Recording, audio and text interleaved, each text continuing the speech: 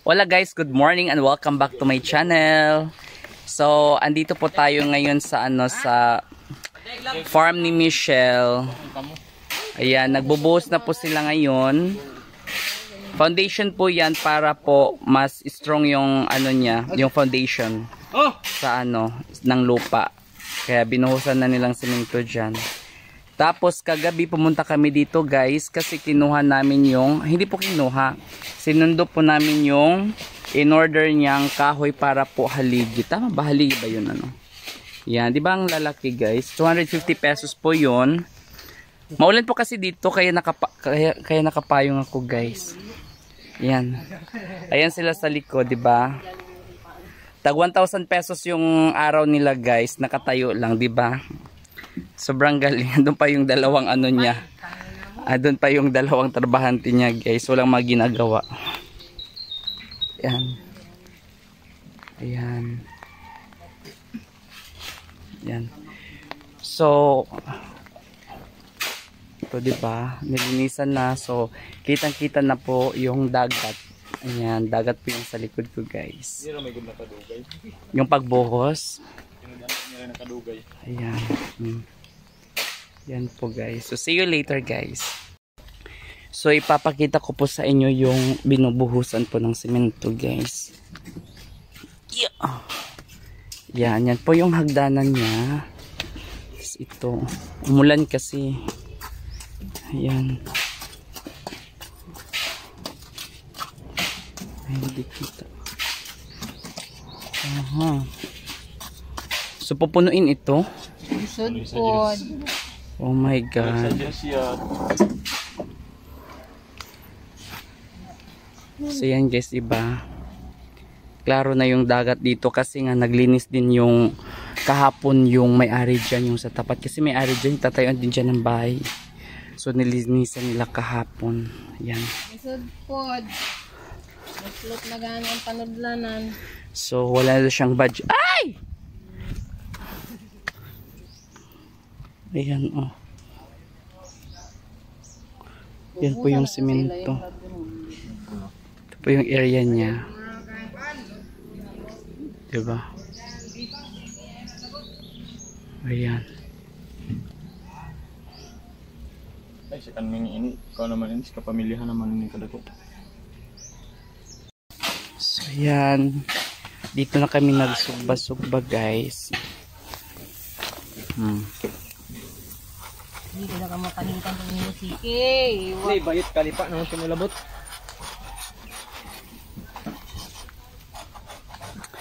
So uulan na naman guys.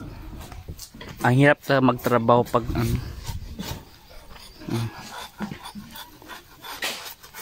Si Ivana ang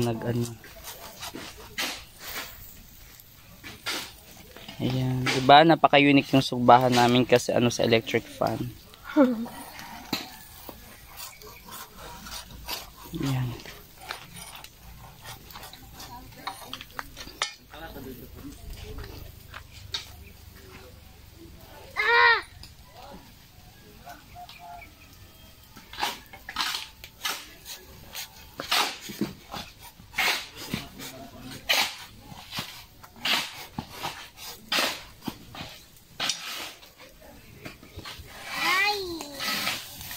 Lagi din.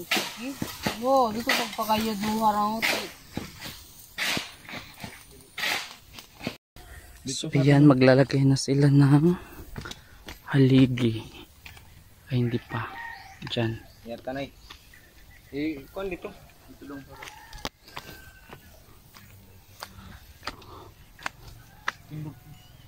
Diresud na. Ini raw.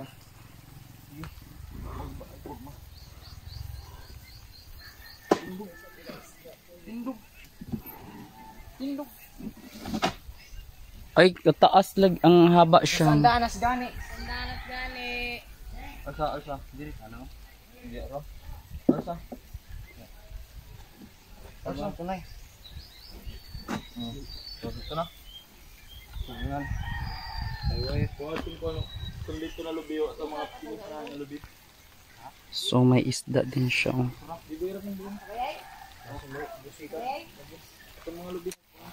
Water! Ano ang jawa mo yung ito yung kas-kasan ninyo itong mineral?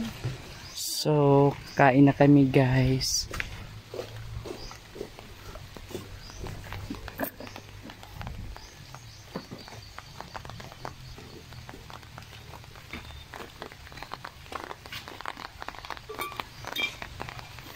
Sige na. Kapasilungan niya. Buksan mo na yan, Eli. We have here a pancit. Oh, happy birthday! And we also have here a grilled pork. What else? Rice. An eggplant. Oh my God! Kailangan kabiron. Kabiron ko ang plato natin. No, pag mo ang pagunda rin yung siminto. Yan, nag-uba na aking kuranan. Umulan na naman guys. MC. Sige na MC ba? MC. Manang! Ramela Escarion, welcome to my bag. Nga!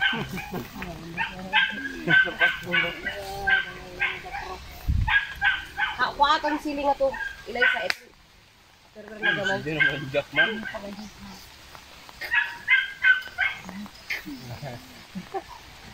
Nalipasa na siguro yun. Ah.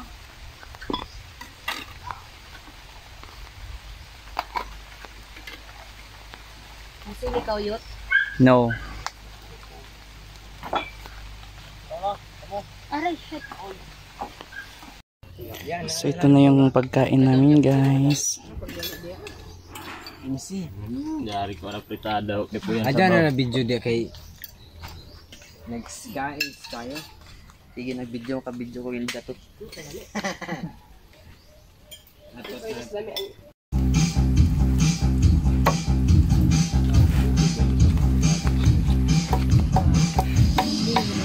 Hoy! So tinanggalan namin ng ganito guys. Kasi gagawin tong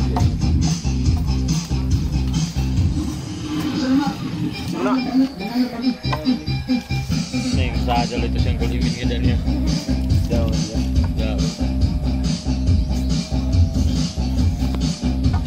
Ya bada ya sila. Uy, mapon to sa matuhod ba yun? Ya bada ya sila tininta. Ibang langkat siguro.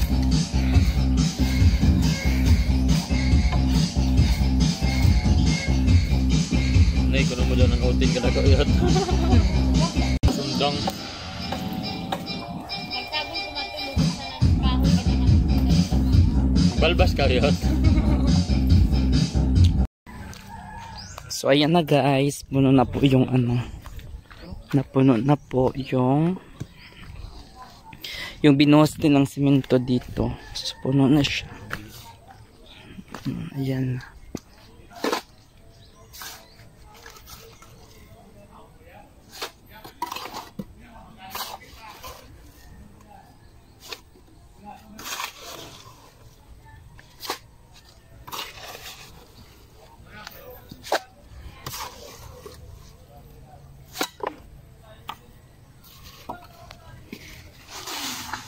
What's Perfect up guys na. sa inyo? What's up kuno siya bayot? So ayun guys, ilalagay na nila ang pangalawang haligi po. So ipapakita ko po sa inyo. Ayan. Ayan. Ganito lang para makita nyo naman yung mukha ko. Yan po. Yan. Ilalagay na po. Actually itong purok-purok ni Michelle ay para po sa mga timbudlay, di ba? Ang galing niya kasi naisipin niya talagang magpagawa para naman maiba na naman yung location po, yung tambayan po ng Timbudlay / Batang Civil guys.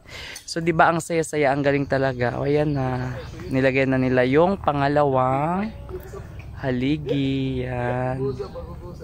So sana ako din magpapagawa na, sana ako din mapagawa ko na din doon sa Purok Tres, pero 'di ba? Hindi na masaya kasi meron na siya tapos doon din. So we'll see na lang, 'di ba? Basta for now, masaya ako para kay Michelle, para sa mga friends niya na iba, kasi nag-ano talaga siya, gumawa talaga siya ng paraan para meron na siyang. Yan. Actually, 2-story po yung magiging waiting shed niya. So, we'll see, diba? We'll see. Yan. Ilalagay na.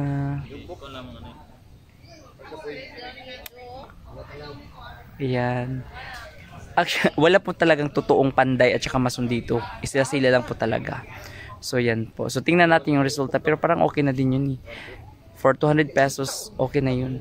Kasi kapag kukuha din kasi si Michelle ng totoong panday or mason, mahal na, diba? I think mga 600 to 700 pesos a day na po yun. Yung totoong ano talaga. Kaya ito lang. Mga member lang po ng Team Budlay at saka Batang Siwil yung nagtatrabaho para sa kanya. Yan. So, nilagay na nila. Yan po ang pangalawang haligi, guys. So, strong po yung foundation niya. It's because semento po yung ano nilagay, hindi po yung lupa lamang. Yan. Yan po. Yan. Ang ganda, guys, kasi nasa likuran ko lang po yung dagat, diba? So guys, maraming salamat po sa panunod ng mga videos ko po. Tapos, hindi pa po nakapag-subscribe, mag-subscribe na po kayo para masaya tayo, guys, diba? Love lang po, diba? So, yeah. So, ipapakita ko po sa inyo, update ko po kayo sa magiging resulta po ng bahay niya, ng waiting shed po. Guys, if you like this video, please do share, and sa hindi pa po nag-subscribe, mag-subscribe na po kayo. Tapos, huwag yung kalimutan i-hit po yung notification bell. Thank you so much, guys, and I love you. Please keep safe as always, ha? So, see you later, guys. I love you.